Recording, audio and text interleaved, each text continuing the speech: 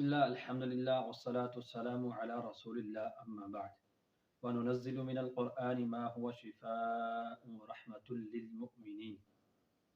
عزیز سامعین، اس میں کوئی شک نہیں، یقیناً قرآن مجید اللہ کی وہ ببرکت کتاب ہے جس کے ذریعے سے روحانی جسمانی تمام امراض کا علاج ہے۔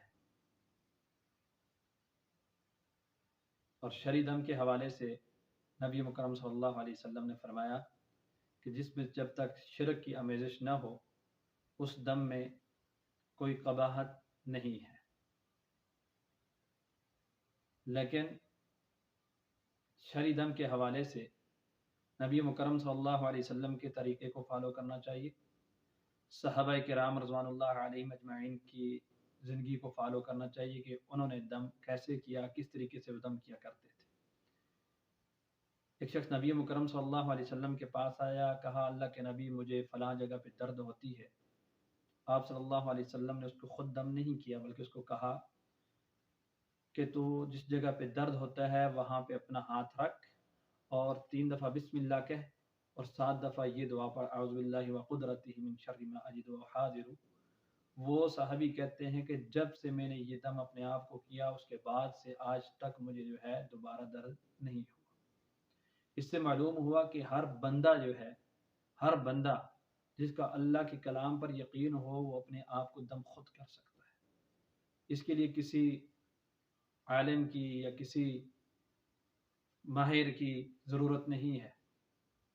جو بھی بندہ نیک ہے، گناہوں سے بچتا ہے، متقی ہے، پرہیزگار ہے، قرآن اس کو پڑھنا آتا ہے، دم کی جو شرعی دعائیں ہیں وہ اس کو آتی ہیں جو رسول اللہ نے بتلائی ہیں، اس کے ذریعے سے وہ اپنے آپ کو دم کر سکتا ہے۔ صحابہ کرام رضوان اللہ علیہم اجمعین ایک بستی سے گزر رہے تھے، وہاں بستی کے سردار کو بچھو کاٹ گیا، تو وہاں پہ صحابہ نے سورۃ الفاتحہ پڑھ کر کے دم کیا اور اس کے بعد انہوں نے معاوضہ بھی طلب کیا۔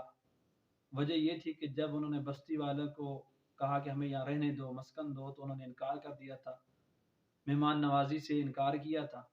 اب صحابہ کرام کو جب موقع ملا تو انہوں نے کہا کہ اب ہم بھی جو ہے جو کام کریں گے اس پہ معاوضہ لیں گے۔ بہرحال اس دم کی وجہ سے وہ سردار ٹھیک ہو گیا۔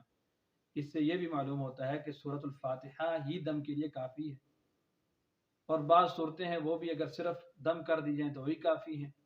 حسن و حسین کو رسول اللہ صلی اللہ علیہ وسلم یہ کلمات کہہ کر کے دم کیا کرتے تھے، اعوذ بکلمات اللہ التامات من کل شیطان ہامہ ومن کل عین لامہ۔ یہ اکیلی دعا بھی کافی ہے۔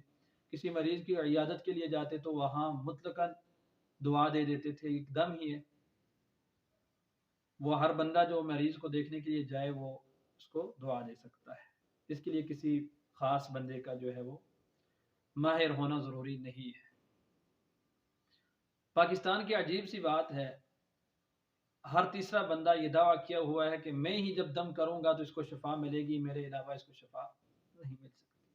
یہ دعویٰ بالکل غلط ہے۔ نبی مکرم صلی اللہ علیہ وسلم جن پہ قرآن نازل ہوا، جو صاحب قرآن ہے، انہوں نے کبھی دعویٰ نہیں کیا کہ میں قرآن پڑھوں گا تو میرے دم کی وجہ سے اللہ کی حکم سے فلاں کو شفا ملے گی۔ صحابہ کرام جو نبی مکرم کے بعد سب سے زیادہ قرآن کو جاننے والے تھے، انہوں نے کبھی یہ دعویٰ نہیں کیا کہ ہم دم کریں گے تو ہمارے اس قرآن پڑھنے کی وجہ سے اللہ کی حکم سے فلاں کو شفا مل جائے گی، کبھی بھی انہوں نے دعویٰ نہیں کیا۔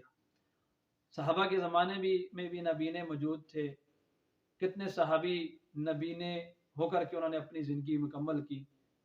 حضرت عبداللہ بن ام مکتوم مسجد میں نہیں آ سکتے تھے، مسجد میں آنے کی رخصت مانگی کہ اللہ کے نبی مجھے رخصت دیجیے کہ میں دیکھ نہیں سکتا، چل نہیں سکتا، نہ دیکھنے کی وجہ سے، کوئی لانے والا بھی نہیں ہے، راستہ بھی خطرناک ہے، لیکن آپ نے ان کو اجازت بھی نہیں دی، کہا کہ اذان سنتے ہو تو مسجد میں نماز ادا کرو۔ وہ ساری زندگی فجر کی نماز اذان آ کر کے دیتے تھے آنکھوں کے بغیر۔ کیا ان کو رسول اللہ دم نہیں کر سکتے تھے قرآن کے ذریعے سے؟ کیا رسول اللہ کے قرآن میں تاثیر نہیں تھی؟ یقیناً تھی، لیکن جو بات ممکن ہی نہیں تھی، جس بات سے امت میں ایک کنسیپٹ ہی نہیں رہا، وہ بات آج کا مسلمان اگر دعویٰ کرے تو کیسے جو ہے اس کو مانا جائے گا؟